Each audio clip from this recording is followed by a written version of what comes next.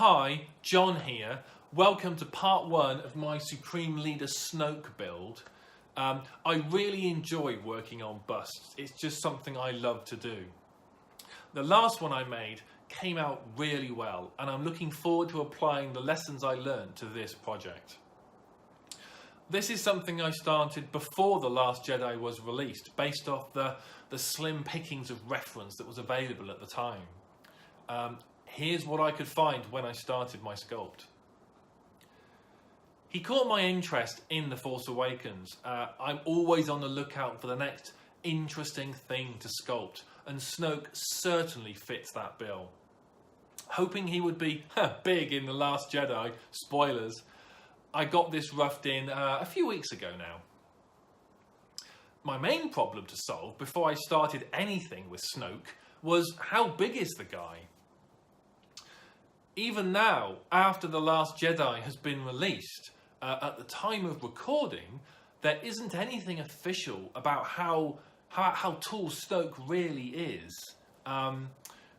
Before the film was released, there was leaked photos of a Snoke playset that appeared online. This showed Snoke standing next to one of the new Praetorian Red Guards. I guess, like the original Red Guards, they stood about 6 feet. If you get out your tape measure, the Snoke toy, then it did appear to be about 7.5 feet. After seeing the film a few times, I still believe him to be about that tall, or at least in that ballpark enough that I'm confident to continue with this bust. So, using similar techniques to how I started Jones's chest in my other video, I started to block out his head from a simple base mesh that I've got saved. Seeing what needs adjusting based off the reference, going back and forth between ZBrush and my Maya scene. The sculpt did quite quickly come together. I only needed to roughly sketch here, as most of the refining would happen in clay at a later date.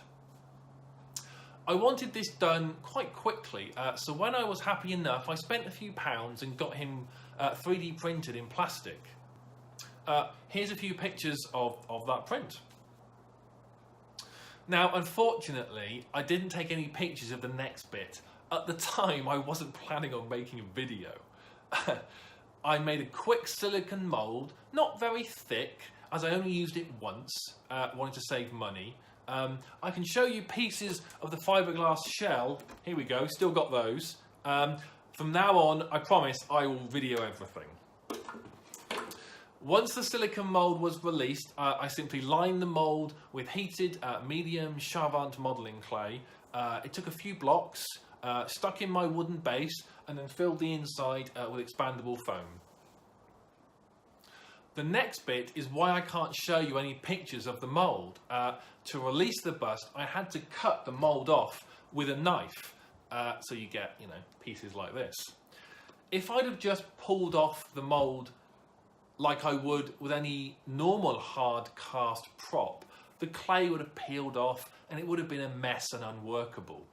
But we got something like this. For a quick job, I'm very happy with how it's turned out. Sizing is good, it's a nice height off the workbench for me, being tall. So yeah, I hope you like it. In the next video, I'll explain how you detail him up and create convincing skin textures. See you then.